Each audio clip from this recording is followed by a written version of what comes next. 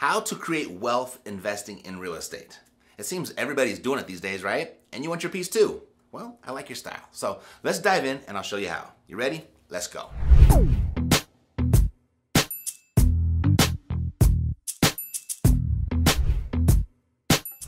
By the time we're done here, you'll know why real estate builds wealth more consistently than other asset classes, your options for getting started, and you'll also have a step-by-step process to taking down your first deal. Oh, and by the way, if you're ready to take that first deal down right now and you just want to cut to the chase, I put together a free training just for you to help you get that first one done. And then I'll show you how to earn $5,000 a month flipping contracts and properties working as little as just 1 hour a week. And you can access it at mattsfreetraining.com. All right, so with some patience and time, real estate investing can yield significant wealth and passive income. But it won't take nearly the type of patience and time that the stock market or traditional retirement accounts require. Having said that, the longer you hold your properties, the wealthier you will become. It's pretty remarkable what can happen in a portfolio of just 10 years. Typically, it will far exceed what the average person does executing a traditional retirement plan over 40 years. Creating wealth in real estate is possible, and when done right, it's probable. So let's start with why that's so. Well, the first thing is leverage. And this is really where it begins, using someone else's money to buy your investments. Not only is the money readily available, but the terms are much better compared to most other kinds of loans available to the same person for other types of purchases. Interest rates are currently hovering right around 5%. Down payments can be 20% or less, and loans are routinely amortized over 30-year periods. What else can you invest in using financing with terms like that? If you know of something, please put it in the comments below, because I'm always looking to diversify my own investing. I just haven't found anything better yet. So if you know something, please share. So when done correctly, you can often buy real estate, improve its value, then refinance it to recover 100% or more of your money using something called the BRRRR strategy. That's buy, rehab, rent, refinance, and repeat. And when you do it that way, you create an infinite return on your money. Leverage is such a critical part of real estate investing that we often take it for granted. Now, there is risk to leverage, and that is when you borrow money that costs you more than the property pays you. So don't do that. All right, the second thing is appreciation. And this is what most people think of when investing in real estate. And you can tell this is what they're thinking about because they'll ask questions like, how's the market? Or is this a good time to get in? Only appreciation-minded investors will ask questions like that. And that's most people. Then the answers to those questions are always the same. The market is great, and this is a wonderful time to get in. And that's because as it stands right now, and will stand this way for the long foreseeable future, we've got more people than houses. The demand far exceeds the supply. And when you have that in business, regardless of the product or service, prices can only go one direction, and that is up. Appreciation is where the majority of wealth is built in real estate, and it's primarily because when you use leverage, your appreciation is multiplied by a factor of 5. Third thing is cash flow. Cash flow, it's the money that you have left over from the rent that you've collected after all property expenses have been paid. And most real estate has expenses such as the mortgage payment, property taxes, insurance, maintenance, and property management fees. And when you buy a property that pulls in more rent each month than the expenses that you carry to own it, your cash flow is positive.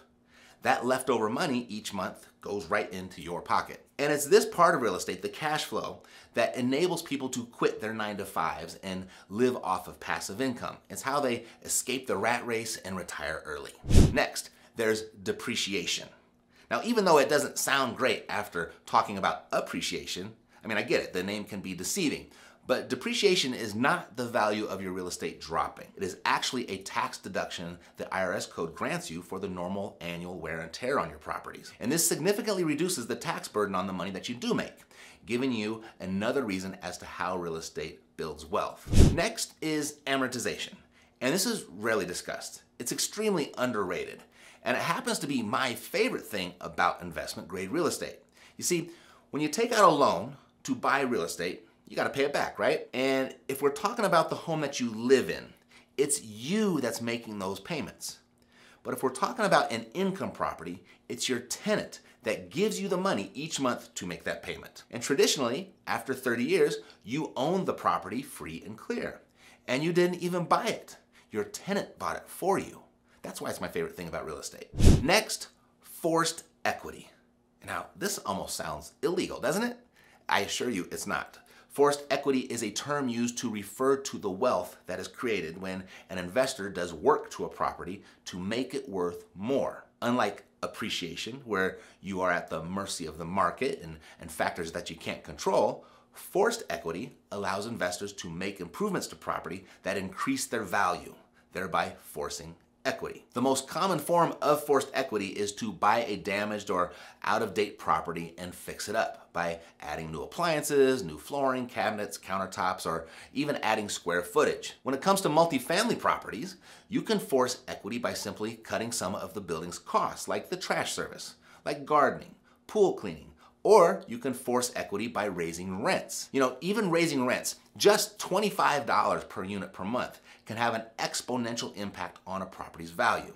Or by adding vending machines or storage facilities or laundry machines. Anything that will cut the building's expenses and increase the building's income will force equity on the property. And then there's this, what has always been a factor, but not as big of a factor as it is right now in the last 40 years, and that's inflation. Inflation is the silent and invisible wealth thief.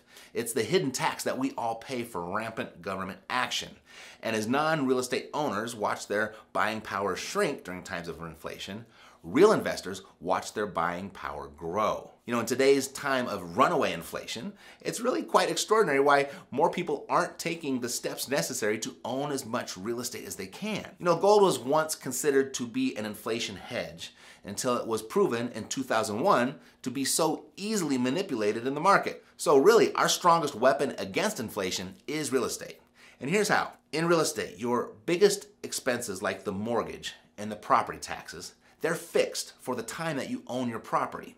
And during that same time, your property is appreciating in value and the rent you collect is rising. Because of inflation, a real estate investor's expenses decrease while their income increases. And if we expect inflation to continue, doesn't it make sense to get on the right side of it by investing in assets that benefit from inflation? Now, if you'd like 5 different places where you could take some immediate action to get you on the road to real estate wealth, let me know by smashing the like button. And if you'd like to stay in touch and continue taking your real estate investing to the next level, make sure that you're subscribed to the channel because that's what we do here. We do it each and every week. Alrighty, so now that you're in the know of how real estate creates wealth, let's run through 5 different ways for you to get involved. The first way is you can buy income properties. And there are a few ways that you can do this. You can simply just call a real estate agent and go shopping, or you can purchase directly from an owner. You negotiate the sales price, you close the deal, you make the necessary repairs if any, and then you start marketing for tenants to live in your property. Now, if that's too much for you to do personally, it's become pretty popular to contact a turnkey service who will do all of that work for you. Cashflow Savvy is a company that makes this process super easy, and you can download their free information at cashflowsavvy.com and then decide on how you'd like to proceed. Number 2, you can fix and flip homes. If you like to get your hands dirty, you may consider fixing and flipping them. You'll need to find undervalued properties, and when you find those, you fix them up and then you sell it for more than what you paid for it. Pretty simple concept. You buy low, you add value, and then you sell high. And whether you choose to buy income properties or fix and flip them, you're gonna need access to capital. And if you're short on capital, you may opt for number 3, and that's wholesaling. This is where you find a below market deal, enter into a written agreement with the seller via a purchase contract. Now, before you close that contract, before you close that deal, you find another buyer that wants the property. And instead of selling that buyer the property, what you'll do is you'll actually sell them your place in the contract. And for a fee, they step into your shoes and they close the deal while you take your fee and then you move on to find the next deal. The 4th way is investing in REITs. These are real estate investment trusts. So if you're not ready or don't have the desire to invest in physical real estate, you can invest in a real estate investment trust. This is a good option for beginners or people just looking to passively increase their exposure to real estate, as you can invest with little money and you don't have any property responsibilities. It's very much like buying shares of stock, but instead you're buying shares of the REIT that owns a property or properties. Most of the time, you're going to get paid in dividends based on the income generated by the properties held by the REIT. And the 5th option that you've got is real estate crowdfunding. You've likely seen crowdfunding sites by now. They pool a group of investors' money together to invest in a large project, in this case, real estate. And just like investing in physical real estate though, this also can be risky. So do your research before investing in crowdfunding. Know who the money is going to, and you want to know their track record in building and maintaining and managing investment properties. So those are 5 options and where you could start. Now, how do you take down that first deal? Well, I broke it down into 5 simple steps. First thing, save some money. Real estate can present some of the most expensive barriers to entry of any of the asset classes. But there's something called an FHA loan that requires just a 3% down payment to purchase a home. In most parts of the country, that would amount to $20,000 or less, much less in some places. And that's a really good first stepping stone into real estate. And if that still seems out of reach, consider finding someone to partner with. 50% of something is better than 100% of nothing. 2, choose a strategy. Each of the strategies that I mentioned previously can produce great success. So if you choose to buy REITs or funds, you can do some online research about your options to help you get started. If you want to buy physical property, I can help you with that for free at mattsfreetraining.com. Third thing, assemble a team. You may want to work with an agent when you get started. The really good agents will send you off-market opportunities that haven't been listed yet. Eventually, you could need someone to fix and manage your properties and an accountant to handle the financials. I wish I would have hired a bookkeeper much sooner than I did. It's such an easy and affordable thing to do, but if you wait too long, it can become very difficult and expensive to implement. Believe me, I know. Now, the 4th thing is you want to go shopping. First, decide what you're looking for and what you're going to do with it when you find it. Are you going to hold it or are you going to flip it? If you choose to hold, how much money do you want to make per month in cash flow? And if you're going to flip it, how much profit do you want to make when you do? Knowing the answers to these basic questions makes the shopping process much easier. Because you don't want to be a buyer of real estate. You want to be a shopper. The best investors are. So know what you're looking for up front. Number 5, close the deal. The final step is just pulling the trigger. Negotiate your deal, write the offer, and close it. Now, the first deal, it's going to be the hardest, but it gets easier really fast. In fact, once you have your first deal under your belt, you're going to look back scratching your head and wondering why you waited so long to get it done. If you'd like to learn more about investing in real estate, I put together this free training just for you. Go to mattsfreetraining.com. You can find it there. And at the end, you'll have some options for your next steps. Alrighty, that's it for now. Thanks for watching. Take care.